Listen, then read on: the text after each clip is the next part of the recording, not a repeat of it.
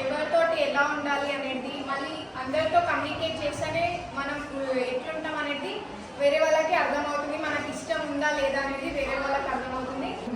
Personality development and knowing my self. First knowing my self, మన గురించి మనకి first తెలిస్తేనే వేరే వాళ్ళకి మనం మంచిగా చెప్పగలుగుతాము. అండ్ చెప్పడానికి కూడా మనకి భయం ఉండొద్దు. నేను నా సెల్ఫ్లో లైక్స్ ఎలా ఉండాలి, ఇంకా ఫియర్ ఎప్పుడు ఉంటుంది తెలియని విషయంలోనే మాకి ఫియర్ ఉంటుంది, తెలిస్తే ఫియర్ ఉండదు. అందరితోటి కమ్యూనికేట్ చేయాలి. కమ్యూనికేట్ చేస్తేనే మనకు వేరే వాళ్ళు ఏంటి అనేది మనం వేరే వాళ్ళకి ఏంటి అనేది అర్థమవుతుంది. మనం ఎట్లుండాలో అని నేర్చుకున్న ఎవరితో భయపడద్దు. First knowing ourselves, then fear, then communication. I personally like that knowing ourselves. Man clearly showed that there are different types of people. Some fear, some are brave, some like this, dislikes. Man clearly told who likes that and who likes what. నాకు communication అనేది చాలా నచ్చింది. ఎందుకంటే communication in verbal and negotiation.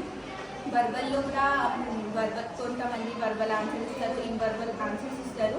Madam చెప్పిన దాని గురించి కొంచెం ఇంకెక్కువ నాకు క్లియర్ అనేది లేదు. ఇప్పుడు లైఫ్ స్కిల్స్ ఉంటేనే మేము మా లైఫ్లో ఏం గోల్ ఉంది అది అచీవ్ చేస్తాం. అండ్ నాన్ వర్బల్ అనేది కూడా నాకు తెలిసింది.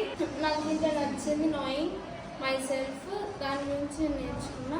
నాకు ఈరోజు నోయింగ్ మై సెల్ఫ్ చాలా నచ్చింది. ఎందుకంటే నేను నా లైఫ్లో నేను ఏం లైక్ చేస్తా, డిస్లైక్ చేస్తా అండ్ ఛాలెంజెస్కి ఎట్లా ఫేస్ చేస్తా.